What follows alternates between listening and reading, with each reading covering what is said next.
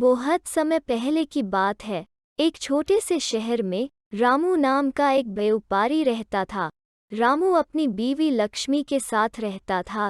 रामू के दो बच्चे थे, करण और अदिति। शुरू के दिनों में तो सब बढ़िया था।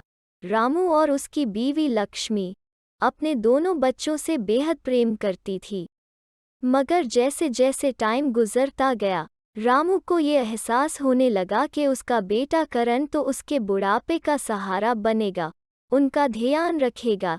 जब उसकी बेटी अदिति तो पराया माल है, उसने आज नहीं तो कल को चले जाना है।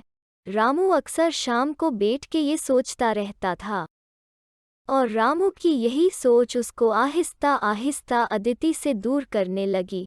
रामू, जो कि अदिति को अपनी जान से बढ़ के चाहता था, प्यार करता था, उसको कोई नहीं होने देता, किसी काम को हाथ नहीं लगाने देता था और उसके आराम का ख्याल रखता था, वो सब उल्टा हो गया। रामू एक दिन अपनी बीवी को अपने पास बुला के कहने लगा कि बेगम, आइंदा से तुम कोई काम नहीं करेगी, घर का सारा काम अदिति करेगी। इस पर लक्ष्मी कहने लगी कि अगर वो घर के काम करेगी तो स्कूल की जाएगी वो। इस पर रामू गुस्से से कहता है कि कोई ज़रूरत नहीं है स्कूल की, बस जितना पढ़ना था पढ़ लिया। अब रामू ने अदिति का स्कूल भी छुड़वा दिया और घर के काम काज का सारा बोझ अदिति के सर पे था। अदिति घर के सारे दिन सारे काम करती, जबकि करण सारा दिन आराम करता था। रामू अब करण के आराम का ख्याल रखता था कि कल को ये पढ़ लिख के इनका सहारा बनेगा, मगर रामू ये नहीं जानता था कि इसकी सोच गलत है। उसे इस बात का तब एहसास हुआ जब यूं ही 5 साल बीत गए। करण और अदिति दोनों अब बड़े हो गए थे और शादी के काबिल हो चुके थे।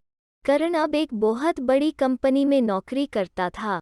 रामू ने करण की शादी एक अच्छे और बड़े खानदान में की, मगर करण की बीवी बहुत ही चालाक और शातिर थी। उसने करण को अपने वश में करके करण के जरिए उसके माता पिता को घर से निकलवा दिया। रामू और लक्ष्मी दोनों रो पड़े और कहने लगे, बेटा ये क्या कर रहा है तू नहीं जानता क्या मैंने तुझे इस मकाम तक लाने के लिए कितनी कुर्बानियां दी। मगर करण ने उनकी एक न सुनी और घर से निकाल फेंका। वो दोनों रो पड़े और अब वो अपनी बेटी अदिति के पास गए उससे माफ़ी मांगने। अदिति ने कहा, मुझे आप दोनों पे कोई गिला नहीं, मैं जानती हूँ आप परेशान थे कि बुढ़ापे में कौन आपका सहारा बनेगा, मगर आज देख लिया आपने बेटा किस कदर गिर सकता है एक पराई औरत के पीछे। अब अदिति अपने माता पिता को अपने साथ ही रखती है अपने पास।